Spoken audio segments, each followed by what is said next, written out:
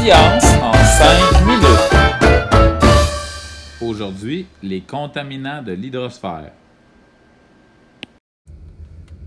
Alors, l'hydrosphère, c'est tout ce qui inclut l'eau. On parle ici de lacs, de rivières, de marais, mais aussi des mers et des océans.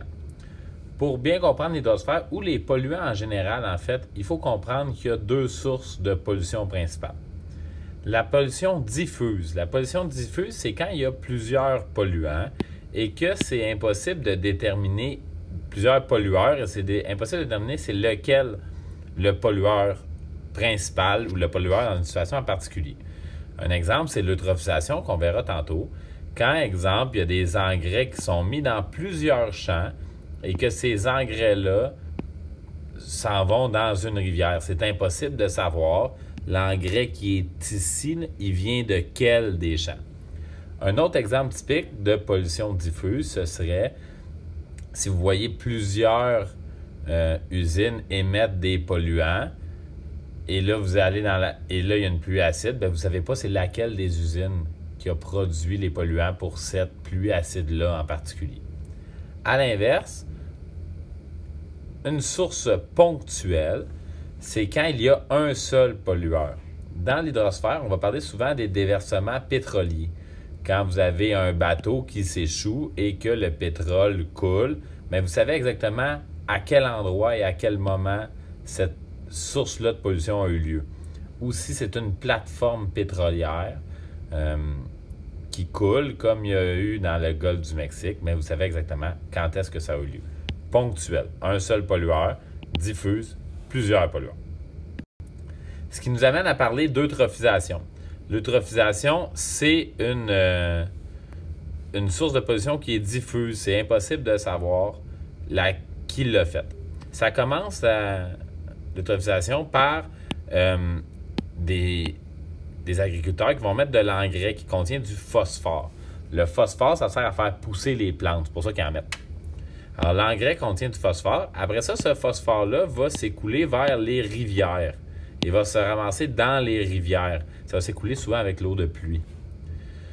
Comme le phosphore fait pousser les plantes, bien, ça fait aussi pousser les algues. Et les algues, des petites algues, pas les grandes plantes, là, des petites algues vont recouvrir le dessus de la rivière. Et là, on va aller voir ici, on va zoomer. Les algues qui sont sur le dessus, éventuellement, vont mourir. Hein, ça meurt, des algues. Ils vont se retrouver dans le fond. Et là, il va en avoir beaucoup dans le fond. Et ils vont se faire décomposer par les bactéries. Mais la bactérie, comme il y a beaucoup de bouffe, il va y avoir beaucoup de bactéries qui vont consommer beaucoup d'oxygène.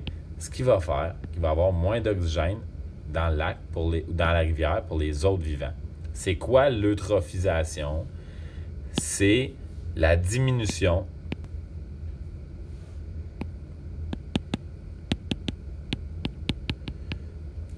de la quantité d'oxygène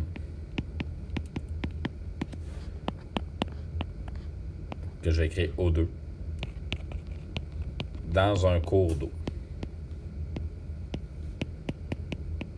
Et cette diminution-là, elle est causée par les bactéries qui consomment les algues mortes. Et tout ça, ça vient d'où?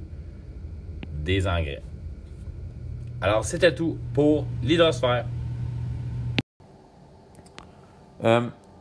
Les polluants ou les contaminants qu'il y a dans les cours d'eau peuvent être nettoyés de deux manières. Premièrement, grâce à la biorestauration. Ça, c'est la dépollution de milieu grâce à des micro-organismes, notamment des bactéries qui vont éliminer les polluants. Et le deuxième, c'est la phytoremédiation qui va éliminer les polluants par l'action des végétaux et des algues. Ça peut être des algues, mais ça peut être des plantes aussi qui vont éliminer les polluants. Et dernier concept à connaître, c'est comment on traite les eaux usées. On traite les eaux usées de plusieurs manières. Premièrement, grâce à des usines. Et deuxièmement, grâce à des fosses septiques. Alors, dans une usine, ce qu'on va faire, la première étape, ça va être un dégrillage pour enlever tous les gros morceaux. Et ensuite, on va faire un dessemblage pour enlever le sable et les autres particules fines. Troisièmement, on va faire une décantation primaire on va laisser reposer l'eau pour que les particules tombent dans le fond et qu'on les ramasse. Quatrièmement, ça c'est intéressant, on va faire ici de la biorestauration. On va donc mélanger l'eau avec des micro-organismes qui vont éliminer les matières organiques. On va ensuite amener l'eau dans un autre bassin pour faire une décantation secondaire. Alors, tous les solides qui ont été créés par ce mélange-là vont tomber dans le fond, on va les ramasser. Et à la fin, important ici, on va faire une désinfection, on va ajouter des produits chimiques ou on va faire un rayonnement pour éliminer les micro-organismes qui étaient ici et d'autres micro-organismes. Alors, cette étape-là, elle est très importante, c'est elle qui élimine les agents pathogènes.